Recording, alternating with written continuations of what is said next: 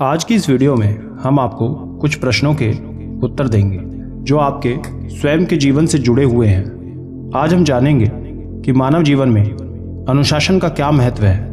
क्या अनुशासन के बिना व्यक्ति का कोई अस्तित्व नहीं है? किस तरह व्यक्ति को अनुशासन का पालन करना चाहिए? तो दोस्तों, अनुशासन हमारे मानव जीवन का एक अहम हिस्सा है। अनुशासन का अर्थ यह है कि व्यक्ति को अपना हर कार्य अनुशासन के अनुसार करना चाहिए। एक अनुशासित व्यक्ति जीवन में कई चुनौतियों को पार कर सकता है।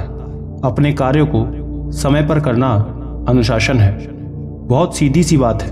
यदि कोई विद्यार्थी है तो उसका समय पर स्कूल जाना अनुशासन है। नौकरी करने वाले व्यक्ति का समय पर ऑफिस जाना अनुशासन है और अपने कार्यों को समय से पूरा करके रखना अनुशासन है। यानी कि अनुशासन में रहकर अपने लक्ष्य की तरफ बढ़ना सफलता का मार्ग होता है। इसे एक कहानी के द्वारा समझते हैं। एक महात्मा अपने आश्रम में सभी शिष्यों को उपदेश दे रहे थे। महात्मा सभी को जीवन में अनुशासन के साथ रहने की शिक्षा देते हैं। उपदेश पूरा होने के बाद सभी शिष्य अपने कार्य में लग जाते हैं। तभी उनके पास एक शिष्य जाता है और कहता है कि महात्मा जी, मैं इतने दिन से आपके उपदेशों को सुन रहा हूँ। आज भी आपने अनुशासन के ऊपर हमें उपदेश दिया। मैं जानना चाहता हूँ कि हमारे जीवन में अनुशासन क्यों आवश्यक है। हम जो शिक्षा लेते हैं उसका संबंध हमारे बौद्धिक स्तर से होता है। उसका अनुशासन से क्या लेना? क्यों हम शिष्यों को अनुशासन की जंजीर से बांध दिया जाता है? इसका कारण क्या है? उस शिष्य के इस प्रश्न पर महात्मा कहते हैं, तुम्हारे इस प्रश्न का उत्तर मैं आज नहीं फिर कभी दूंगा। ये कहकर महात्मा वहां से चले जाते हैं। लेकिन शिष्य उत्तर जानने के लिए बड़ा इच्छुक था। वो उस समय तो लौट जाता है, लेकिन अगले दिन पुनः जब महात्मा सभा को संबोधित करते हैं, शिष्य पुनः उनसे उस प्रश्न का उत्तर मांगता है। महात्मा फिर उसे कहते हैं कि आज नहीं कल दूंगा और सभा पूरी कर देते हैं। शिष्य पुनः शांत बैठ जाता है। अगले दिन फिर वो महात्मा के समक्ष जाकर उस प्रश्न का उत्तर मांगता है। ये सुन महात्मा पुनः उससे कहते हैं आज नहीं कल। ये सब 7 दिन तक लगातार चलता रहता है। जब शिष्य देखता है कि महात्मा उसे बार बार टाल रहे हैं, वो क्रोधित हो जाता है और 8वें दिन सभा में उपस्थित नहीं होता। महात्मा शिष्य के बारे में पूछते हैं, उसे बुलाते हैं, लेकिन वो तबीयत खराब होने का बहाना कर नहीं आता। सभा पूरी होने के बाद महात्मा उस शिष्य से मिलने जाते हैं। तब वो देखते हैं कि वो अपनी कुटिया में आराम से है। वो कहते हैं कि क्या हुआ वत्स, तुम ठीक तो हो? फिर क्यों सभा में नहीं आए? ये सुन शिष्य कहता है कि यदि आप मेरी बात नहीं सुनेंगे, मेरे प्रश्न का उत्तर नहीं देंगे, तो मैं भी आपकी सभा में नहीं आऊँगा।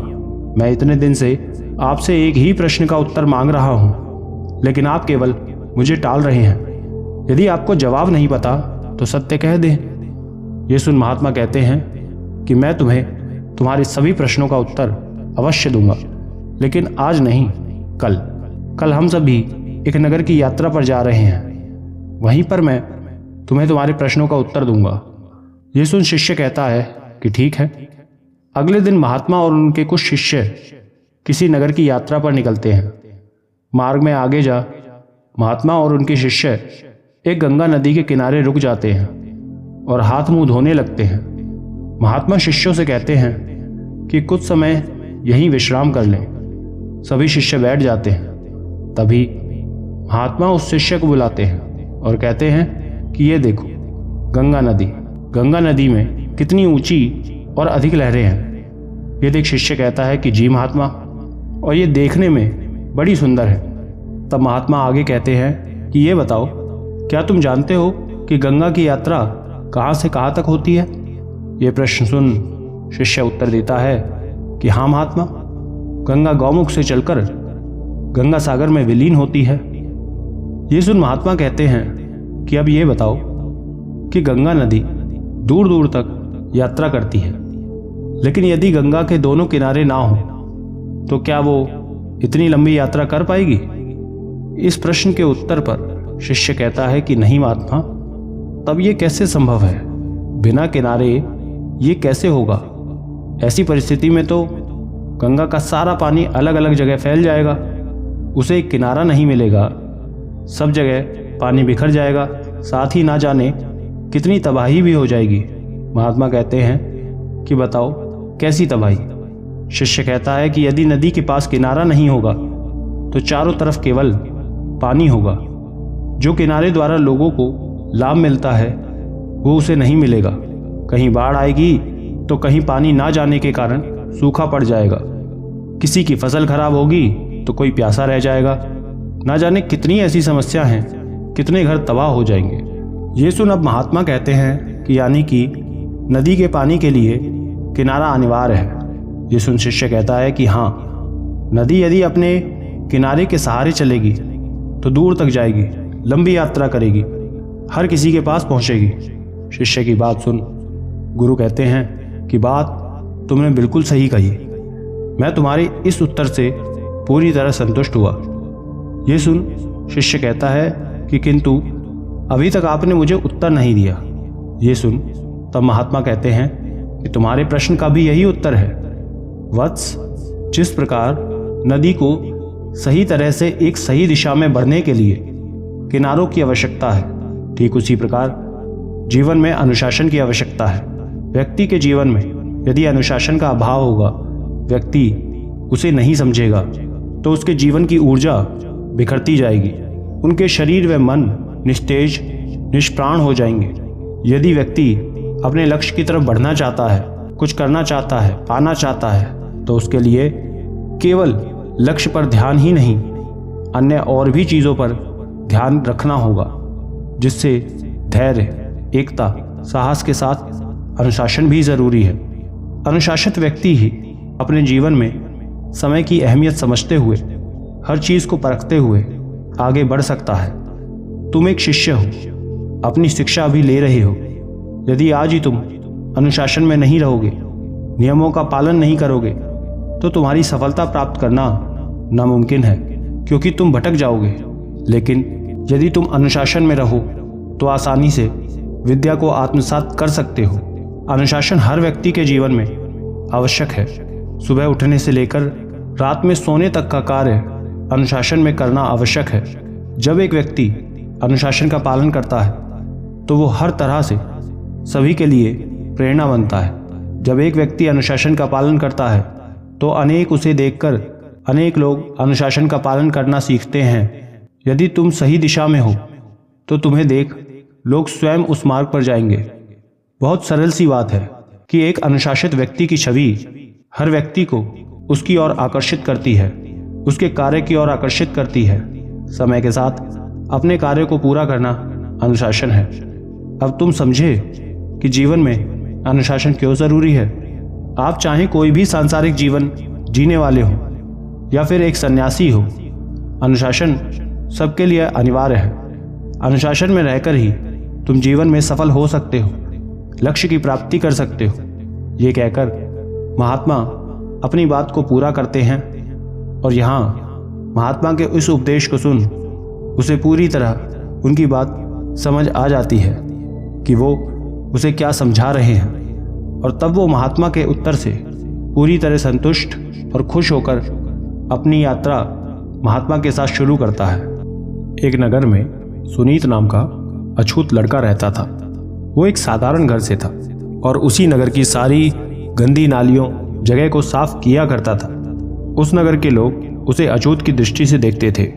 कोई उसे जल्दी ना तो अपने घर आने देता, ना उससे बात करते।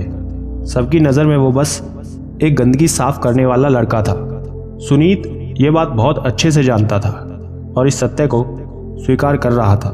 वो जल्दी किसी से बात नहीं करता, बस अपने काम से काम रखता। एक बार हमेशा की तरह सुनीत गली गली घूम नालियों की सफाई कर रहा था। तभी महात्मा बुद्ध और उनके कुछ भिक्षु उसी नगर में कहीं से भ्रमण करते हुए आ रहे थे। बुद्ध की ख्याति अब तक पूरे में फैल चुकी थी। सभी उन्हें देखते ही पहचान लेते हैं। सुनीत भी दूर से ही बुद्ध और उनके भिक्षुओं को देख लेता है। वो सोचता है कि शायद बुद्ध अपने शिष्यों के साथ इस नगर में प्रवचन के लिए आए हैं। वो वहाँ से हट जाता है और आगे बढ़ने लगता है। सुनीत के मन में बुद्ध को देख ये ख्याल आ जाता है कि बुद्ध तो एक राजघराने से हैं, वो बहुत ही उच्च कुल के हैं, कहाँ ही अछूत है, उसे बुद्ध के सामने भी नहीं जाना चाहिए। यही सोच वो तुरंत आगे बढ़ जाता है। बुद्ध और उनके भिक्षु आगे बढ़ते हुए आ रहे थे। बुद्ध जब आगे बढ़ते हैं तो पाते हैं कि सुनीत बार बार पीछे की तरफ देख आगे बढ़ रहा है। उन्हें ये देख विचित्र लगता है। वो उसके पीछे जाने लगते हैं। सुनीत बुद्ध को अपने पीछे आते देख चिंतित हो जाता है कि वो क्यों उसके पीछे आ रहे हैं। उन्हें तो मेरे साय से भी दूर रहना चाहिए। वो जल्दी जल्दी कदम बढ़ा आगे बढ़ रहा था। बुद्ध अब समझ गए थे कि जरूर कोई तो बात है, तभी वो लड़का मुझे देखकर भाग रहा है। वो उसी के पीछे जाते हैं। जल्दी भागने के चक्कर में सुनीत नदी की तरफ निकल जाता है। उसे स्वयं पता नहीं चलता कि वो बहुत दूर आ गया है। वो नदी के पास पहुंचता है तो पाता है कि अब मार्ग खत्म है। वो नदी किनारे आ गया है। वो बिना कुछ सोचे समझे नदी के पानी में जाकर बैठ जाता है। ये देख बुद्ध और उनके भिक्षु बहुत हैरान होते हैं। बुद्ध सुनीत से कहते हैं कि पुत्र बाहर आ जाओ। ये सुन सुनीत कहता है कि मैं आपके सामने नहीं आ सकता। ये सुन बुद्ध कहते हैं कि पहले तुम बाहर आओ, तब बात करते हैं। सुनीत कहता है कि नहीं, मैं आपके समक्ष आने की गलती नहीं कर सकता। बुद्ध सुनीत से कहते हैं कि मेरा तुमसे विनम्र निवेदन है, एक बार बाहर आओ।